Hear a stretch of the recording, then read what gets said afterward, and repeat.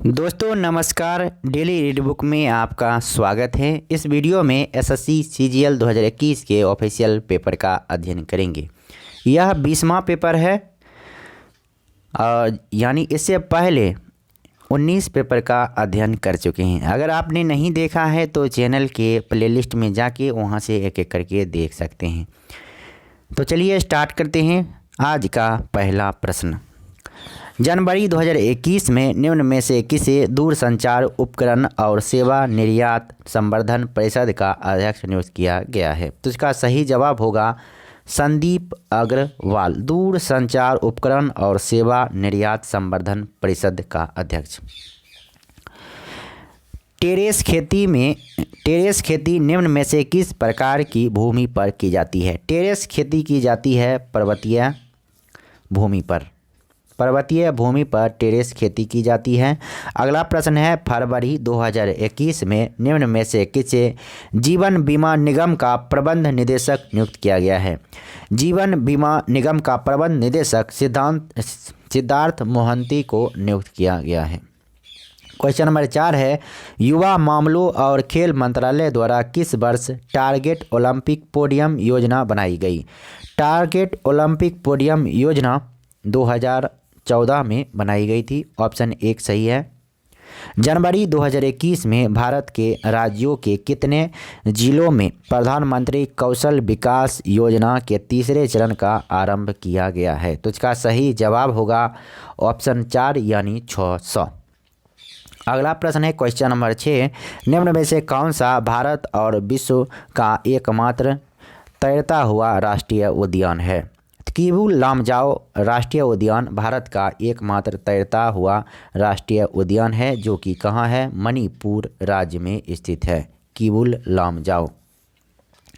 अगला प्रश्न है क्वेश्चन नंबर 7, निम्न में से कौन सी गैस प्राकृतिक रूप से फास्फोरस युक्त कार्बनिक पदार्थों के अवायवीय क्षय के जरिए निर्मित होती है? तो इसका सही जवाब होगा फॉस्फीन। ऑप्शन 2 सही है। क्वेश्चन नंबर 8 है, poverty and un British rule in India के लेखक निम्न में से कौन हैं? तो इसका सही जवाब होगा Dadabhai Naoroji. Poverty and un British rule in India के लेखक हैं दादा भाई नौरोजी।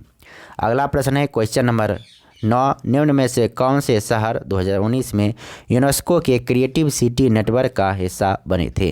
तो इसका सही जवाब होगा मुंबई और हैदराबाद।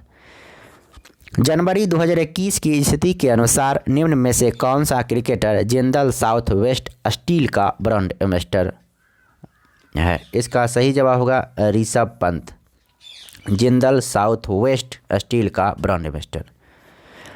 इंडियन ब्रॉडकास्टिंग फाउंडेशन द्वारा किसे ब्रॉडकास्टिंग कंटेंट कंप्लेंट्स काउंसिल की प्रथम महिला अध्यक्ष नियुक्त किया गया है? तो इसका सही जवाब होगा गीता मित्तल। अगला प्रश्न है क्वेश्चन नंबर 12, भारतीय संविधान के किस अनुच्छेद के अनुसार संसद को संविधान में संशोधन करने का अधिकार है? संसद को संविधान में संशोधन करने का अधिकार अनुच्छेद 368 के तहत मिलता है। लद्दाख में हेमिस त्यौहार तिब्बती चंद्र माह के 10वें दिन को मनाया जाता है। यह त्यौहार किस देवता को समर्पित है? तो यह त्यौहार भगवान पद्म संभव को समर्पित है। अगला प्रश्न है क्वेश्चन नंबर 14, भारत में पहला रॉकेट निम्न में से किस वर्ष में लॉन्च किया गया था? भारत में पहला रॉकेट 1963 में लॉन्च किया गया था। क्वेश्चन नंबर 15, माध्यम के अणुओं को जब कंपन ऊर्जा के स्तर से उत्तेजित किया जाता है तो उनके द्वारा प्रकाश का प्रकीर्णन निम्न में से किस प्रघटना के परिणाम स्वरूप होता है? तो इसका सही जवाब होगा रमन प्रभाव। अगला प्रश्न है, the paradoxical prime minister Narendra Modi and his Indian नामक कथेतर पुस्तक के लेखक निम्न में से कौन हैं? तो ये हैं शशि थरूर। ऑप्शन 3 सही है। अगला प्रश्न है क्वेश्चन नंबर 17, भारतीय संविधान के किस अनुच्छेद में यह उल्लेख है कि विधि के प्राधिकार के अलावा कोई भी कर लगाया या वसूला नहीं जाएगा? तो इसका सही जवाब होगा अनुच्छेद 265। अकबरनामा के लेखक कौन हैं? अकबरनामा के लेखक हैं अबुल फजल। ऑप्शन 2 सही है। अकबरनामा के लेखक हैं अबुल फजल। क्वेश्चन नंबर 19 है, नहर का वह चैनल जहां पानी का बहाव गुरुत्वाकर्षण के प्रभाव से होता है डैश कहलाता है, उसे कहते हैं प्रवाह चैनल। सपनों के वैज्ञानिक अध्ययन को क्या कहा जाता है? सपनों के वैज्ञानिक अध्ययन को ऑनिरोलॉजी कहा जाता है। ऑप्शन 2 सही है। अगला प्रश्न है, काकोरी षड्यंत्र मामला निम्न में से किस वर्ष में हुआ था? काकोरी षड्यंत्र मामला 1925 ईस्वी में हुआ था। ऑप्शन 4 सही है। अगला प्रश्न है, प्रवासियों द्वारा अपने मूल स्थान पर प्रेषित समस्त मौद्रिक अंतरण अथवा वस्तुओं को डैश कहा जाता है? तो ये कहा जाता है बी प्रेषण यानी रेमिटेंस। ऑप्शन 3 सही है। अगला प्रश्न है, आवर्त नियम जैसा कि हम आज देखते हैं कि विकास का श्रेय किसे जाता है? तो ये जाता है डेमेत्री मेंडलीफ को। अगला प्रश्न है क्वेश्चन नंबर 24, इलाहाबाद में समुद्रगुप्त की प्रशस्ति कविता या गद्य के रूप में लिखी गई प्रशस्ति जो आमतौर पर राजकवि द्वारा लिखी होती है, किसने लिखी है? तो इसका सही जवाब होगा हरिसेन ने। क्वेश्चन नंबर 25, भारत सरकार ने निम्न में से किस तिथि को सुभाष चंद्र बोस की जयंती को पराक्रम दिवस के रूप में मनाने का निर्णय लिया है? तो इसका सही जवाब होगा 23 जनवरी। तो इस वीडियो में इतना ही, फिर मिलते हैं नेक्स्ट वीडियो में। तब तक के लिए नमस्कार, जय हिंद, वंदे मातरम। वीडियो अच्छा लगा तो लाइक कीजिए और चैनल पर नए हैं तो चैनल को सब्सक्राइब कीजिए।